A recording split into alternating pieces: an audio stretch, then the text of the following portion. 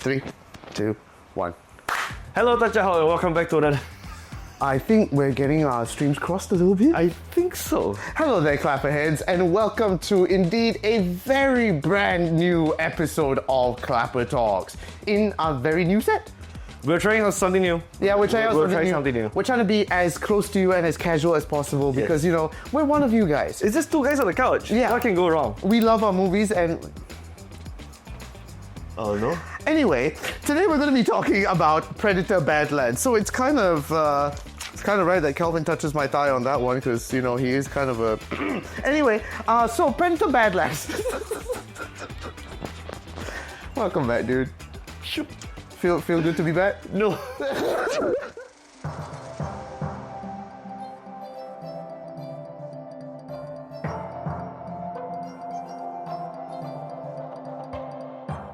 So yes, Predator Badlands is now out in cinemas, and I think from the get-go, all I can say is Dan Trachtenberg has the keys to the Predator franchise, and only he should be the one gatekeeping the franchise from now on. Correct, because right now, when we're talking about Predator Badlands, before this we have, Predator Killer of Killers. Killer of Killers. And then Prey, yes. So he is 3 for 3 for, if I'm not mistaken, I don't want to say the best, but so far the most lore-accurate Predator trilogy. Yes. 3 for 3. Yes, because he understands Predator. Yes. From Prey, you already know this is a guy that understands the lore, understands the feels, understands the environment, and what a Predator film is. And now he's taking it one step further by expanding not only on the human side, but the Predator side. See, when Nick talked about not only the human side, but the Predator side,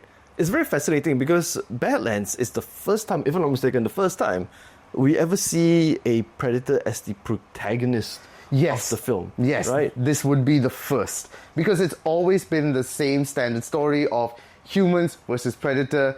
We did change it up a little bit in Predators. I think that was the last film that came out before Prey, where there was Predator on Predator action. But...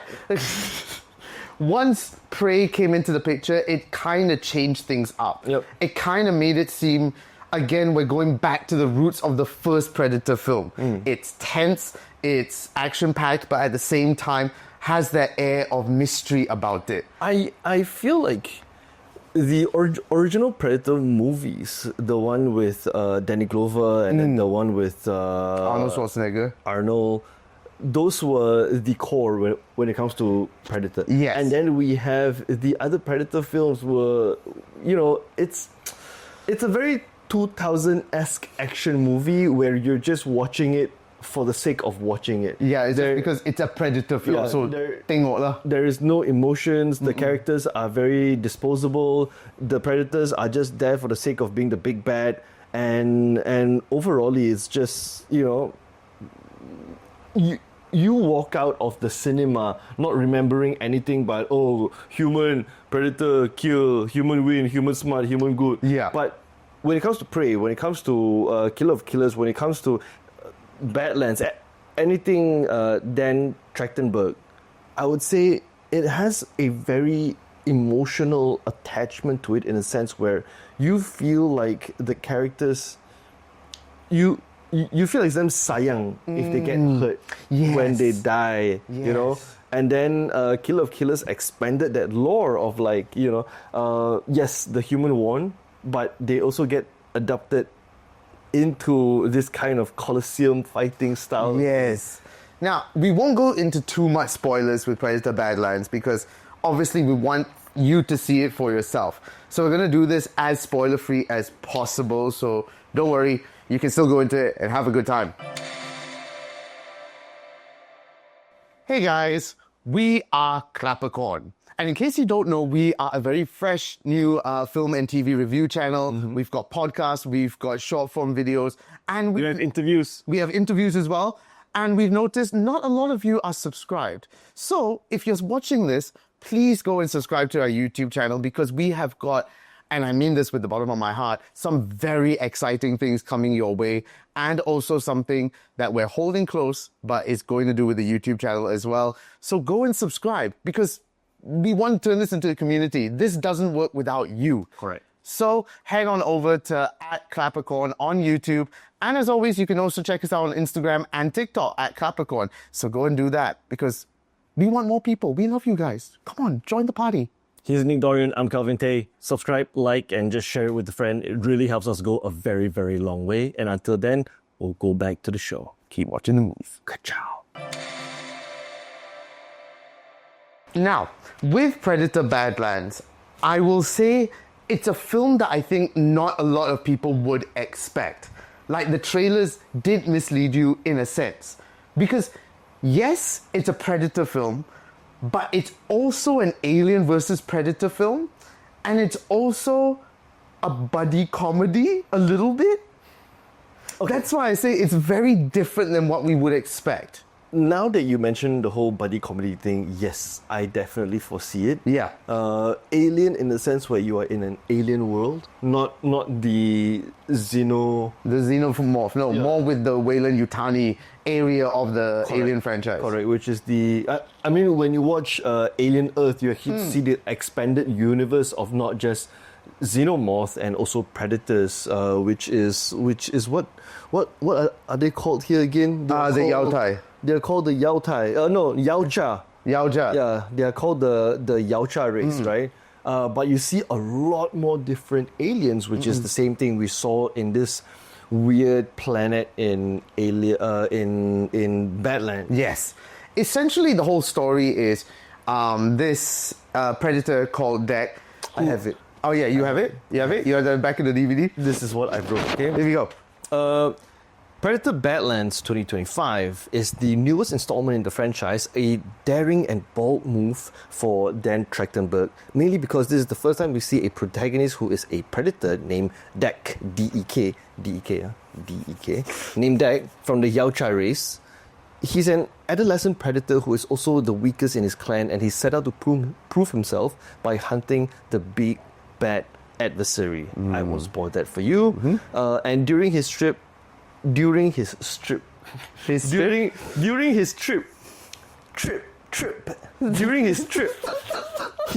a England! You got this. We believe in you, Kelvin. During his trip, he meets a synth called Thea from the Welyand-Yutani.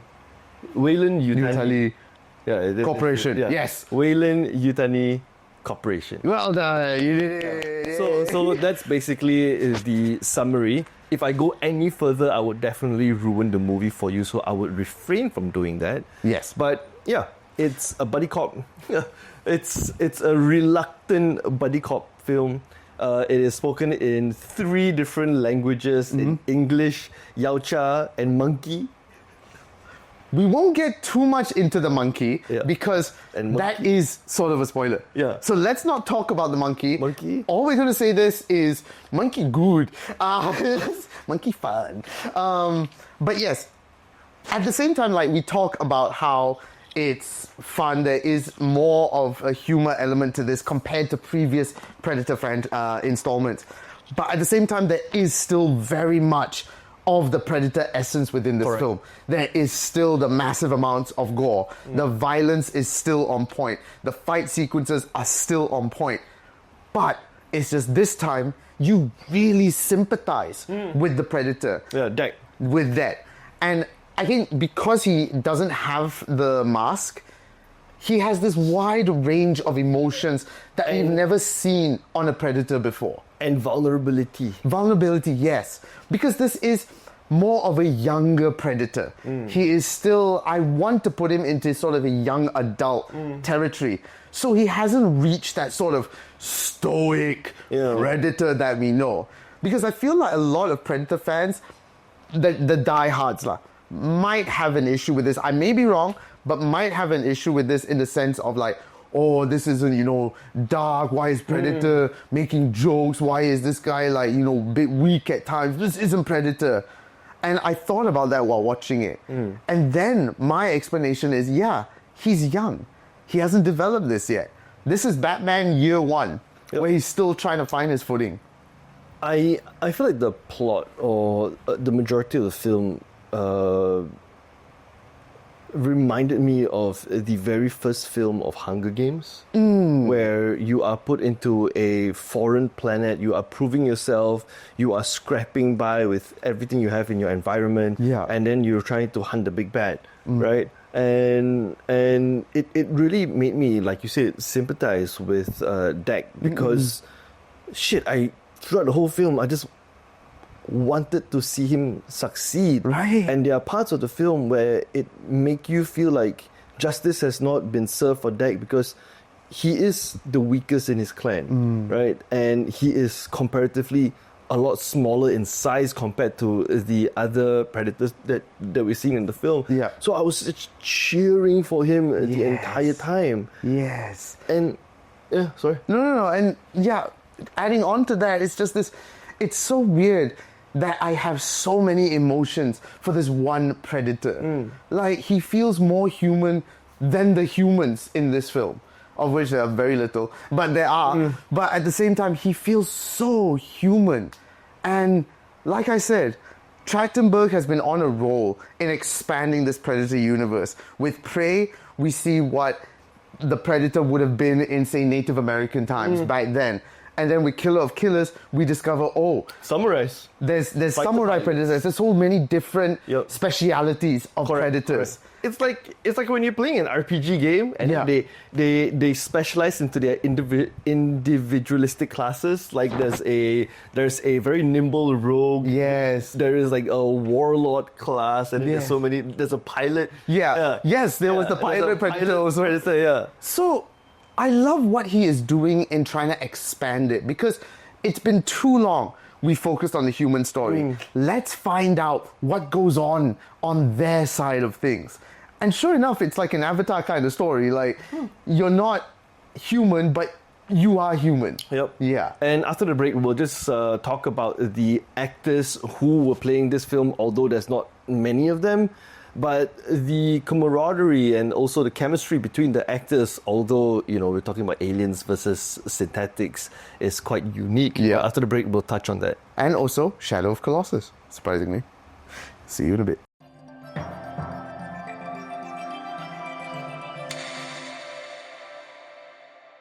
Okay, Nick, I'm going to try my best to pronounce his name. Yes, please. The actor who plays Dak. Dimitris Schuster-Koloamatangi. Okay, even I would have trouble with this name, so let me try. No disrespect at all. Demetrius Schuster-Koloamatangi. Yeah. Maybe if that's your name, we might have butchered it, but yes. You and Elle Fanning, the two of you, were the pillars of this film. Yep. It could not work with Dak alone. It could not work with Thea alone. You needed the two of them. And they have surprisingly a chemistry that feels so natural, that opposites of personalities. You've got Elle Fanning, who is bubbly and fun and has a heart of gold, and then you have Dak, which is the stereotypical hard predator. And just mind you, throughout the entire film, Dak don't speak a lick of English. No. He was just groaning, shouting, moaning, and in the language that was developed for the film. for the Yautja race, right? Yeah. And we only hear their conversation through a universal translator, because Elle Fanning's character Thea is a synthetic. Yeah, so we may hear English, they hear Yautja. Else, So it's interesting to see that, because it gave, again, that sense of authenticity, that he never spoke English. He just spoke his native language, and we got subtitles for it. Yeah. So you don't worry, you can understand it. There are subtitles. You're not going to sit there and go, man, I should have learned the dictionary. But I do want to give special credit to Elle Fanning, only because her dual role as Thea and Tessa, two vastly different characters, but look identical. Wait, Tessa's... Yeah. You didn't... notice that? No. I really did not. Wait, double check. It is true, right? Because, yeah, they look identical. And I thought they were both synthetic, so they're both synthetics of each other. And sister. Both of them portrayed by Elle Fanning, yeah. Blew your mind. No wonder they look so alike. Yeah, duh. To be fair, the other male synthetics all look the same also. Oh, but the female synthetics, apparently they only had one. It's a Boba Fett situation. You have to agree, right? The male synthetics all look almost the same also, right? Yeah, that's why I say Boba Fett situation. They all look like Jango Fett. Okay, Anyways, but you see, that is the power of Elle Fanning's acting in this. That she was so vastly different as Tessa and Thea that you thought it was two different people. Yes, there is a level of the makeup to it as well, but they're essentially the same person. So Elle Fanning, honestly, deserves an award for this because it was so different. And that is testament to her acting abilities. Now, sorry. I did mention before the break about Shadow of Colossus. Yeah. And I think once I talk about this, everything is going to make sense of why this film turned out the way that it did. Now, Dan Trachtenberg recently stated in an interview, which I will pull out now, give me 1 second, where he said that his love for video games really helped along with Predator Badlands. In specific, the 2005 PlayStation masterpiece, Shadow of Colossus. As I'm inspired by movies and video games, Shadow of Colossus, where you have a protagonist paired with someone else who provides color and and connection. There's a thing with a horse in Shadow of Colossus that's devastating when you play the game. And so Predator Badlands was a little bit inspired by that in terms of wanting to see the Predator with someone else. This character who's the complete opposite of him. And then once I read that, I was like, actually, yeah, because it plays out almost like a video game. Because they kept saying, because he's a predator, he needs to get his trophy. And I definitely can see it. I see the resemblance. Like I say, it's a very RPG-ish. Yes. Right? It's like you're watching a hour, 50-minute cutscene. Yeah. And then that first opening shot where you see the land itself and that badass opening soundtrack, I'm like, that's a video game opener to set the scene, kan? So I'm like, oh, this is what happens when a director who loves video games makes a film. There's a lot of video game influence in this, and I believe Shadow of Colossus is a great inspiration because that in itself was such a cinematic game. So yeah, I think that's all you need to know about Predator Badlands at this point.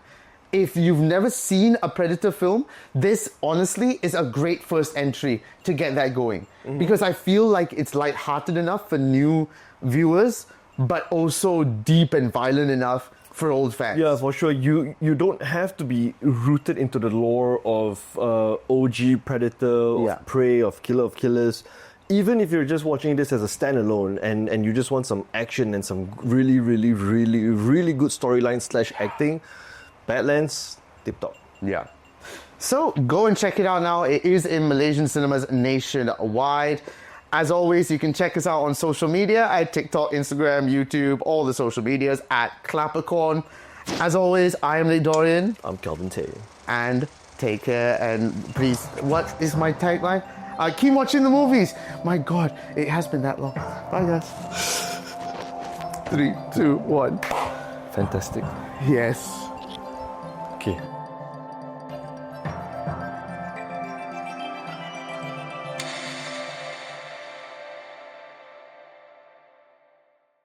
Never would I ever thought that I would sympathize with a predator. Not only that, joke with him too. Huh. Let's get it right. What the fuck did you just say?